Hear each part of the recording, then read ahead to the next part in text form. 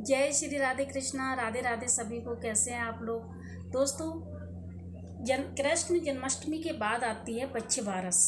बच्चे बारस को बछड़े और गाय की पूजा की जाती है।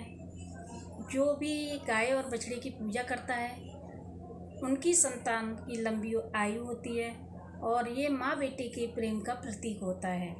श्री कृष्ण भगवान जब बन जाने की जिद कर रहे थे, यानी कि गाय को चराने की जिद कर रहे थे, तब माता यशोदा ने उन चिंतित होते हुए उनकी सभी इच्छाएं जो थी कि गायों और बछड़ों को चराने की वो पूरी करें। उनके लिए उन्होंने गाय बछड़ों को अच्छे से बाजरा, मोट और चने की दाल का भोजन बनाया और अच्छे से उनके गायों को सजाया ताकि हमारे कान्हा को अच्छा लगे, कृष्ण भगवान को अच्छा लगे कि मेरे लल्ला को कोई परेशानी ना हो।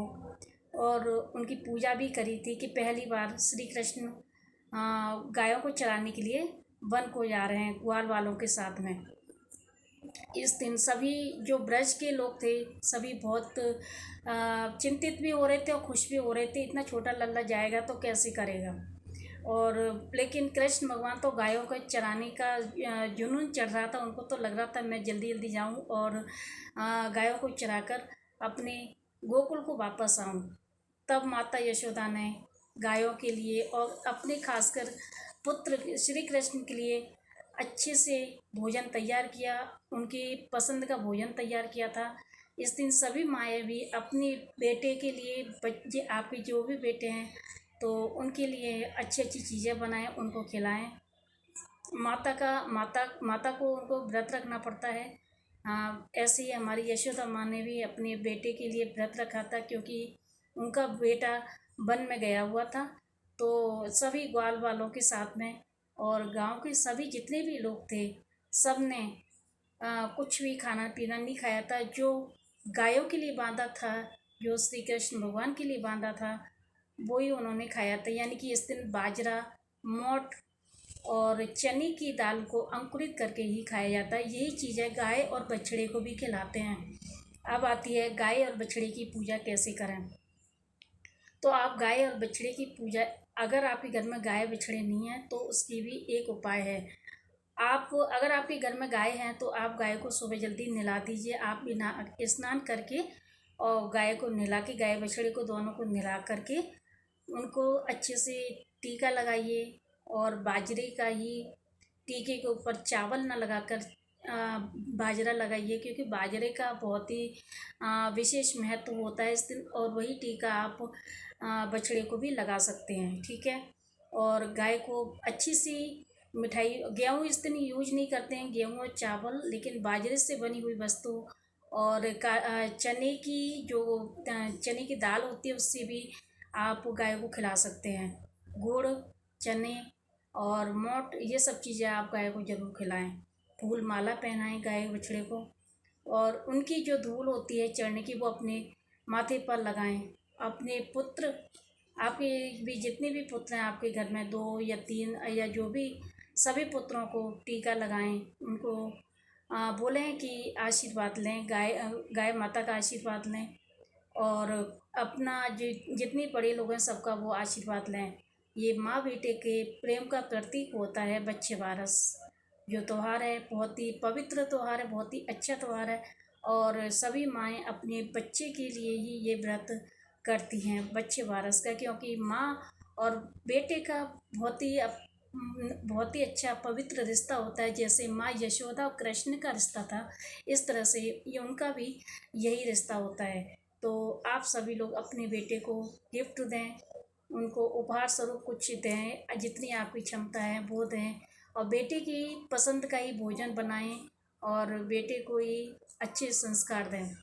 ये तो हो गई हमारी पूजा की बात। अब आती है कि श्री कृष्ण भगवान ने जब आ, वन को गए थे तब उनकी खुशी में उन्होंने ग्रामीण जो गरीब लोग थे, जो भी थे, उनको उद्यापन किया था, यानी कि उनको खाना खिलाया था। आप बाजरे और चने की वस्तु से ही भोजन खिलाएं, सभी को दान दें, ठीक है। खुद इस खुशी में माता यशोदा ने भी सभी को भोजन कराया था और सभी को दान भी दिया था। सभी माएँ अपने बेटे की खुशी के लिए कुछ दान अवश्य करें। लेकिन बाजरा और मोठ और चने को ही दान करें, क्योंकि इस दिन चावल और गेहूँ निषेध माने जाते हैं। ठीक है। और गाय माता की आरती जरूर उतारें, लेकिन हमें क्या नहीं करना है, इस बात का ध्यान रखें। गाय का दूध आप यूज नहीं करना है, और भैंस का दूध आप यूज कर सकते हैं। भैंस का दूध दही जमा सकते हैं, दूध यूज कर सकते हैं, बकरी का कर सकते हैं, लेकिन गाय का दूध यूज नहीं कर सकते हैं इस दिन। दूसरी बात, कोई भी ऐसा फल नहीं खाएं जिसे काटना पड़ जाए, क्योंकि चाकू का प्रयोग भी हम नहीं कर सकते हैं। चाकू का प्रयोग करने इस दिन निषेध होता है, और चावल और गेहूँ भी निषेध होता है, इस बात का ध्यान रखें। क्योंकि ऐसी चीज़ें मत बनाइए जिसमें आप चाकू से कोई चीज़ काट रहे हों, या फिर जैसे ग्रेप्स आते हैं वो आप खा सकते हैं, अंगूर आते हैं और चीकू आते हैं जो आप आराम से खा सकते हैं। केला का सीज़न चल रहा है, केला भी आप खा सकते हैं, और गाय को केला जरूर खिलाएं। और अगर आपको दान देना है तो आप एक साड़ी और ब्लाउज और ये बाजरे की कोई मतलब बनी हुई मिठाई, या बाजरे की या चने की दाल की या बेसन की बनी हुई कोई भी मिठाई आप गाय को किसी को भी दान कर सकते हो। बायना कैसे निकालें? बायना जो बाजरे का ही प्रयोग करें। बाजरा, चना, मोट मिला के सबको अंकुरित करके एक कटोरी में रख करके, और उसके ऊपर अपने जितनी भी आपकी क्षमता है उतना पैसे रख के, और अपनी पल्लू से उसको कटोरी से ढक कर के हाथ जोड़ें, और अपनी सासू माँ को, या जो सासू माँ ना हो तो कोई बड़ा जना हो तो उनको आप बहने के रूप में देकर पैर छूकर आशीर्वाद लें। और इस दिन बहुत ही अच्छा मतलब माँ बेटे के संबंध का त्यौहार है। इस दिन बड़ी खुशी से सभी लोगों को यह त्यौहार मनाना चाहिए। बहुत ही अच्छा त्यौहार है। और हाँ, इस दिन एक बात का और ध्यान रखें कि जो हरा चारा होता है, हरा चारा बिल्कुल फ्रेश चारा गाय को अपनी गाय और बछड़ों को जरूर खिलाएं सुबह सुबह जल्दी जल्दी। और उस दिन आपके घर में धन धान्य जैसे गाय और बछड़ों को हम कोई भी चीज़ खिलाते हैं तो हमारे यहाँ पर कोई कमी नहीं रहेगी, हमेशा बरकत रहेगी, इस बात का ध्यान रखें। और गाय और बछड़ों की विशेष पूजा करने के बाद उनको आप या जहाँ पे वो बंधे हैं उनको, उस खूंटे को भी पूजें आप, और वहाँ पर साफ़ सफाई अच्छे से रखें, उनकी सेवा करें, उनको पानी पिलाएं, उनको चारा डालें अच्छे से। मतलब उस दिन विशेष पूजा की जाती है बच्चे बारस को। तो आपको अगर ये वीडियो समझ में आ गई है तो आप इसको ज़रूर करिए, क्योंकि ये माता यशोदा और कृष्ण की प्रेम का प्रतीक है ये बच्चे बारस। क्योंकि कृष्ण भगवान ने जिद की थी कि मुझे वन में गायों को चराने जाना है। अगर जो भी महिलाएं पीरियड से होती हैं तो इस पूजा को ना करें, किसी और से करा लें। लेकिन सामग्री आप बता सकती हैं, उनको बोल सकती हैं कि बच्चे बारस की जो पूजा होती है वो कोई और कर सकता है, लेकिन आप पीरियड के होते हुए भी अगर आपको पीरियड है तो आप ये पूजा मत करिए। क्योंकि पीरियड में किसी की भी पूजा करना निषेध माना जाता है। और गायों में तो 32 करोड़ देवी देवता का वास होता है, बताते हैं। जो बहुत ही गाय जो होती है एक माँ स्वरूप होती है, तो इसीलिए ये अशुद्धि के दिनों में आप पूजा बिल्कुल ना करें। और अगर आपको उद्यापन करना है तो आप किसी और से करवा सकती हैं, आप व्रत तो रख सकती हैं लेकिन किसी पूजा में भाग नहीं ले सकती हैं, इस बात का ध्यान रखें। और बच्चे बारस 20 अगस्त को आ रही है, गाय और बछड़े की पूजा होती है। अगर आपकी गाय और बछड़ा नहीं है तो जो आपने सामग्री बनाई थी गाय बछड़े को देने के लिए, तो आप उसे पीपल के पेड़ के नीचे रख दें। ठीक है। तो उसकी वजह से जो अगर गाय बछड़े के अभाव में ही हमें पीपल के पेड़ के नीचे रखना होता है।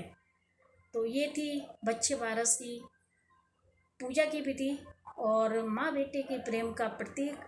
इसीलिए आप सभी माएँ अपने बेटे के लिए यह व्रत जरूर करें, और इस दिन अपने बेटे की मनपसंद का भोजन बनाएं और उनको डांटें नहीं, उनको उपहार स्वरूप कुछ गिफ्ट दें, क्योंकि अब बच्चे में अच्छे संस्कार जाएंगे, वो भी इस बात को आगे मतलब अपनी पीढ़ी में शेयर करेंगे और अपने वो जान पाएंगे कि बच्चे बारस भी एक विशेष त्यौहार होता है, इसीलिए ये प्रेम का प्रतीक होता है, इस बात का ध्यान रखें।